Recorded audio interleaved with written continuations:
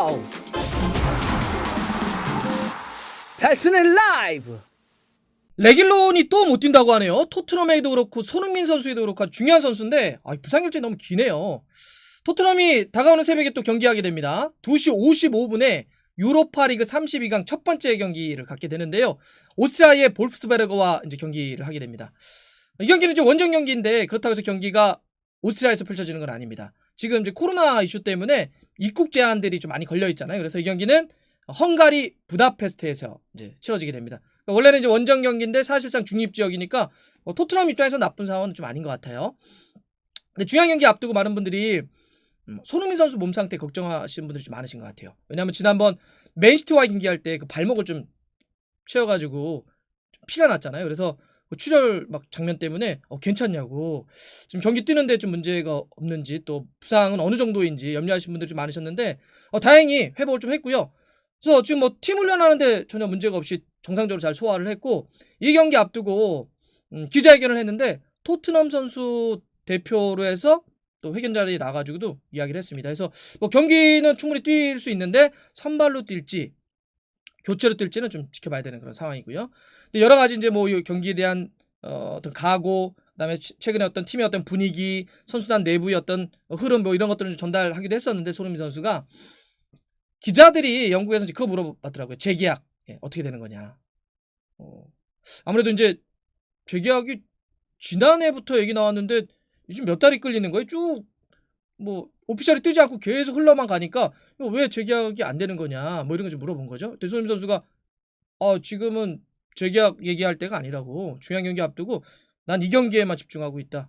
이런 얘기를 했습니다. 맞는 이야기죠. 뭐 손 선수 이야기 잘했습니다. 자, 그런데 이제 왜 그러면 기자들은 이 유로파리그 경기 앞두고 재계약을 물어봤냐는 거예요. 이게 현재 지금 토트넘의 상황하고 굉장히 밀접하게 물려 있습니다. 어려워요, 토트넘이. 돈이 없습니다. 돈줄이 말라버렸어요. 재정적인 압박이 상당합니다. 아니 돈을 왕창 들여가지고 새로운 경기장을 건설을 했는데 관중은 들어오지 못하고 있고요. 그러니까 입장 수익이 없죠. 근데다가 뭐 경기장을 대관한다든지 이런 여러 가지 이벤트를 통해서 또 돈을 벌어야 되는데 수익 사업도 다 멈춰버렸습니다. 돈은 왕창 썼는데 돈 나올 구멍이 없으니까 지금 난리가 난 거예요. 그러면 지금 선수단 만약에 손흥민 선수하고 재계약을 한다면 주급도 올려주고 뭔가 조건도 맞춰줘야 되는데 돈이 없으니까 안 되는 거죠. 또 손흥민 선수도 이 팀이 어떻게 되는 거지? 이런 것 때문에 이게 지금 재계약이 오피셜 뜨지 않고 있는 겁니다. 계속 끌려가니까 이거 어떻게 되는 거냐, 좀 왜 안 되는 거냐, 뭐 이런 것도 있고 이 상황이 길어지게 되면 이런 것도 있습니다. 더 악화된다면 만약에 토트넘이 다음 시즌 유럽 챔피언스 리그를 못 나간다고 생각해 보세요. 굉장히 지금 어려운 상황인데 이번 시즌 성적이 안 좋아서 다음 시즌 챔스를 또 못 나간다. 여러분들 챔스에 못 나간다는 얘기는 단순히 그냥 저 팀은 챔스에 못 나가는 팀? 브랜드 이미지만 타격을 받는 것이 아니라 챔스를 나감으로써 TV 중계권 수익이라든지 광고에 대한 수익이 확 올라갑니다. 수익이 완전 달라져요. 챔스를 가냐 못 가냐에 따라서. 근데 또 못 간다? 지금 어려운데? 이러면 돈줄이 더 말라버리는 거잖아요. 토트넘이. 그럼 어떻게 될까요? 지금의 주요 선수들 붙잡는 게 굉장히 어려워질 수도 있습니다. 붙잡는다는 얘기는 결국 주금이라든지 조건을 더 올려줘가지고 붙잡아야 되는데 챔스는 못 나가. 그럼 선수 입장에서도 챔스를 못 나가는 팀이네. 난 챔스 뛰고 싶은데. 그렇다고 해서 돈을 많이 주는 것도 아니야. 그러면 선수 붙이기가 어렵죠. 그래서 지금 영국 현지에서도 케인이나 손흥민 선수가 팀에 남는 거냐, 재계약하는 거냐, 연장하는 거냐, 어떻게 되는 거냐 관심이 있을 수밖에 없습니다. 토트넘이 어려우니까. 챔스라도 가는 흐름이라고 한다면 흐름이 좋으니까 괜찮겠지만 그것도 아니고 재계약에서 밀리니까 자꾸 물어봤던 거죠. 그래서 이번 경기가 상당히 중요합니다. 왜냐하면 현재 지금 토트넘이 프리미어리그에서 9위까지 내려왔습니다. FA컵은 이미 탈락을 했고 프리미어리그 순위로 다음 시즌 유럽 챔피언스리그 가려면 4위까지 들어와야 되잖아요. 근데 지금 9위니까 너무 많이 떨어져 있죠. 물론 뭐 그런 건 있어요. 지금 4위와 9위의 승점의 격차는 아주 크지 않으니 뭐 후반기에 뒷심 쳐가지고 안으로 들어갈 수도 있지 않을까요? 그래서 다음 시즌 챔스 갈 수도 있지 않을까요? 물론 그런 가능성이 없지는 않겠죠. 하지만 현실적으로는 지금의 어떤 경기력, 그다음에 흐름을 놓고 봤을 땐 이거를 토트넘이 뒤집어가지고 4위 안으로 들어간다는 건 제가 봐서 어려운 것 같아요. 예. 그러니까 기자들도 그렇고 현지에서도 그렇고 아니 이러다가 진짜 챔스 못 가면 이거 붙잡을 수 있다고? 토트넘 강제 리빌딩 해야 되는 거 아니야? 다 내보내고? 이런 거죠. 그런 가운데 이번 경기가 중요한 건 챔스를 갈 수 있는 방법은 두 가지잖아요. 크게 놓고 보면 하나는 이제 프리미어리그 4위, 또 하나는 토트넘 입장에서는 유로파리그를 우승하는 겁니다. 유로파리그를 우승한 우승팀에게는 챔스 출전권을 주니까. 물론 굉장히 먼 이야기예요. 지금 32강 1차전 앞두고 있는데 뭐 우승해가지고 가네, 이건 먼 이야기입니다. 그러니까 이 경기 앞두고 또 막 물어봤어요. 무리뉴 감독도 기자회견 할 때 기자들 우승 어떻게 되겠더니 지금 무슨 우승을 얘기하냐고. 먼 이야기예요. 그러니까 감독도 그렇고 선수도 그렇게 반응을 했지만 기자들은 왜 물어봤겠어요. 그렇게 우승을 통해서라도 챔스를 가야 토트넘에 지금 뭔가 활로가 열리는 거 아닙니까? 라고 그래서 물어본 거예요. 네. 그러니까 못 가면 진짜 큰일 나는 거죠. 토트넘 입장에서는. 기존 선수 못 잡고 손흥민, 케인 못 잡을 수도 있고 다른 데서 막 데려갈 수도 있고 이런 거니까 예. 이 유로파 리그에서 계속 올라가서 우승하는 것 결과적으로 굉장히 중요하게 됐습니다. 이 중요한 경기에서 이제 손흥민 선수를 뛸 수 있다라는 말씀을 좀 드렸고 못 뛰는 선수는 노셀소는 못 뜁니다. 예. 근데 이 노셀소는 3월 초에나 돌아온다는데 부상 왜 이렇게 길지? 오른쪽 풀백인 오리에도 부상 여파 때문에 뛰기 어려울 것 같고요. 센터백 조 로든 같은 경우는 등록이 안 됐어요. 추가 등록할 줄 알았더니 로드는 안 됐고 못 뛰죠. 등록이 안 돼 있으니까. 그리고 또 중요한 선수가 누구냐면 레길론, 왼쪽 풀백. 레길론이 혹시 이 경기에 맞춰 돌아올까 못 돌아올까 이게 좀 관심이었는데 무리뉴 감독이 확인했습니다. 뛸 수 없다. 네, 이 경기는 컨펌을 했습니다. 빠르면 주말 아니면 다음 주 정도에 레길론이 복귀전 치를 수 있을 것 같다, 이런 얘기를 했는데, 왜 레길론의 복귀 여부가 굉장히 관심이 좀 컸냐면 레길론이 있고 없고에 따라서 경기력 차이가 너무 크고 수비와 공격력까지도 완전 달라져요. 레길론은 왼쪽 풀백이긴 하지만 공격에도 많은 영향을 미치는 선수거든요. 굉장히 공격적인 풀백이기 때문에. 그러니까 지금 레길론이 없을 때 공격도 안 되고 수비도 안 되고 이런 모습들이 이어지고 있거든요. 실제로 레길론이 그 한 달 전인 1월 17일 셰필드 경기 끝나고 그 다음부터 이제 부상으로 결장을 했는데, 그 뒤에 레길론이 뛰지 못했던 프리미어리그 최근 5경기에서 토트넘이 결과를 어떻게 했냐면 1승 4패입니다. 5경기 중에 4번을 졌어요. 그 1승도 강등권 팀인 19위 웨스트브롬을 상대로 해서 거둔 승리고요. 나머지 4경기는 다 졌습니다. 그 4패의 경기 내용도 얼마나 안 좋냐면 4경기에서 진, 골은 하나, 실점은 8개나 내줬습니다. 그러니까 공격도 못하고 수비도 못했다. 골도 못 넣고 실점은 엄청 했다. 이렇게 말씀드릴 수 있겠죠. 아니 무리뉴 감독은 수비 엄청 많이 하는 축구하면서 정작 또 실점은 많이 하는, 수비 못하는 좀 이상한 축구이기도 하는데, 근데 여기에 레길론이 그 차지했던 비중이 그만큼 컸다는 거예요. 레길론이 없음으로 해서 수비도 굉장히 불안해졌고 레길론이 없음으로 해서 공격력도 저하됐다는 거죠. 레길론이 부상으로 빠진 5경기에서 토트넘이 뭐 3백도 서봐서 또 거기에 왼쪽으로 도어티를 돌려보기도 하고 4백도 만들어보고 거기 또 벤 데비스 한번 세워보기도 하고 여러 가지 뭐 선수도 바꿔보고 시스템도 좀 바꿔봤는데 다 안 됐죠. 도어티는 정말 그 울버햄튼 시절에 그 공격적인 어떤 폭발력이 한 번도 안 나오네요. 토트넘에서는. 벤 데비스는 뭐 약하죠.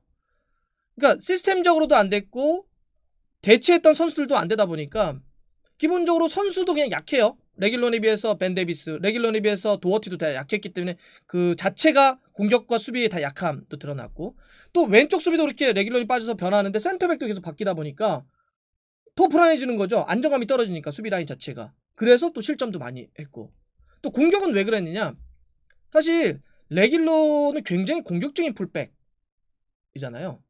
근데 도어티는 아까 말씀드렸던 것처럼 울버햄튼 시절에 공격력 안 나오고 있고 폼 완전 떨어져 있고, 벤 데비스는 뭐 수비적인 풀백으로 유명한 선수고, 그러니까 풀백이 올라가서 공격을 할 때는 올라가서 숫자 싸움을 해줘야 되는데 그게 안 되니까 공격력도 떨어지는 결과가 나왔다는 거죠. 실제로 제가 구체적인 그 이미지를 하나 좀 보여드릴게요. 레길론이 그 마지막으로 뛰었던 셰필드 경기 때 히트맵을 한번 좀 보시죠. 네. 거의 뭐 공주처럼 올라가 있는 걸 알 수가 있죠.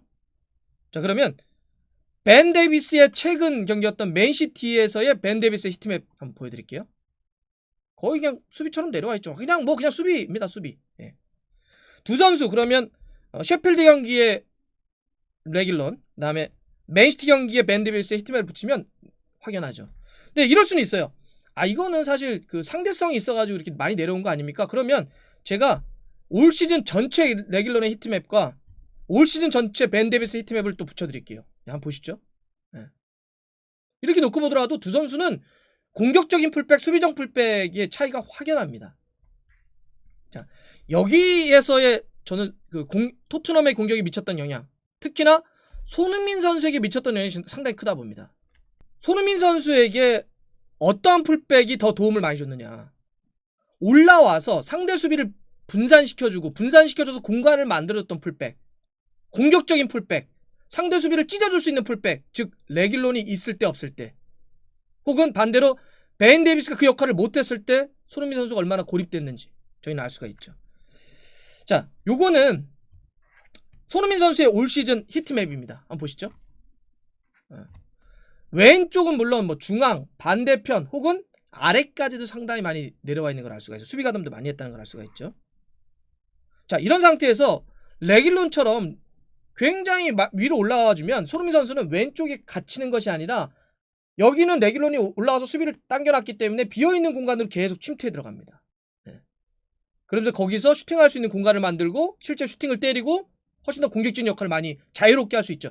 자유와 공간들을 만들 수 있었어요. 그럼으로써 슈팅할 수 있는 기회를 엮어낼 수 있었죠.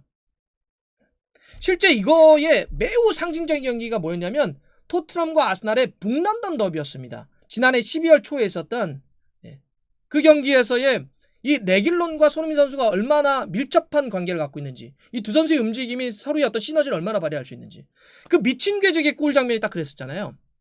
그 장면 한번 제가 보여드릴 텐데, 레길론이 오버랩을 치다 보니까 중앙에서 손흥민 선수를 마크하고 있었던 홀딩이 레길론의 오버랩을 잡기 위해서 끌려가죠. 실제로 시선도 유도되고 몸도 끌려갑니다. 끌려가니까 손흥민 선수에게 공간이 나오죠. 베이린이 뒤늦게 홀딩이 끌려가는 거 보면서 커버하려고 했지만 손흥민 선수가 여기서 전환 드립을 딱 쳐가지고 오른발로 미친 궤적으로 넣었던 그 장면 기억하십니까?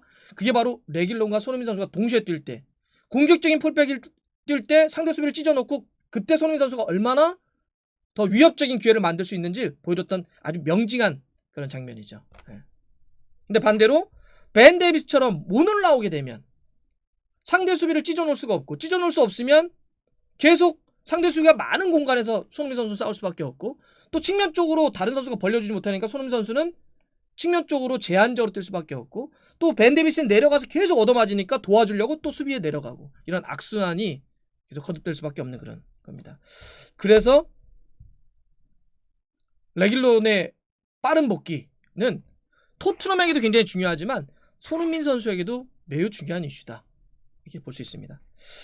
자, 이번에 이제 새벽에 상대할 이 오스트리아의 볼스베르거 같은 경우는 9년 전에나 일부에 승격한 그런 팀입니다. 이번이 구단 역사상 처음으로 유로파리그 32강 올라온 거예요. 현재가 최고 성적입니다. 사실 이런 팀을 상대로 좀 공격적으로 싸워야 되겠죠. 설마 이런 팀을 상대로 수비적으로 싸우진 않을 것 같은데, 진짜 이 경기 잘못되면, 또 물론 2차전 남아있긴 정말 잘못되면 토트넘은 정말 선수 못 잡을 수도 있습니다. 떠날 수도 있어요, 주요 선수들. 그래서 얼마나 공격적으로 싸울지, 또 몇몇 선수들에게 그런 상태에서 약간 로테이션을 줄 것 같거든요. 뭐 호이베르나 손흥민이나 케인이나, 무리뉴 감독이 이번 경기 앞두고 기자회견하면서 어떤 선수는 두 경기에서 최근 28km를 달렸다, 손흥민 선수 아닐까 싶어요. 지난번 에버튼 경기 120분 뛰고 맨시티 경기 90분 다 뛰어가지고. 그래서 약간 로테이션을 좀 휴식을 줄 것 같은데, 4-2-3-1 쓴다면 비니시우스 최전방, 루카스 모우라, 알리, 베일, 알리하고 베일은 진짜 마지막 기회일 수도 있어요. 윙크스, 시소코, 수비는 벤 데이비스, 다이어, 산체스, 도어티, 조와트가 이렇게 쓸 수 있을 것 같은데, 진짜 공격적으로 싸워야 됩니다. 손흥민 선수가 만약에 이 경기 뭐 선발이건 교체건 간에 나와가지고 공격 포인트를 하나라도 추가하게 되면 올 시즌 모든 대회 합쳐가지고 공격 포인트가 31개가 되는 거거든요. 이거는 토트넘에 진출한 이후로 6시즌 동안 최다 공격 포인트 기록이 세워진 거기도 합니다. 근데 좀 쉬었으면 좋겠다. 예, 너무 많이 뛰어가지고.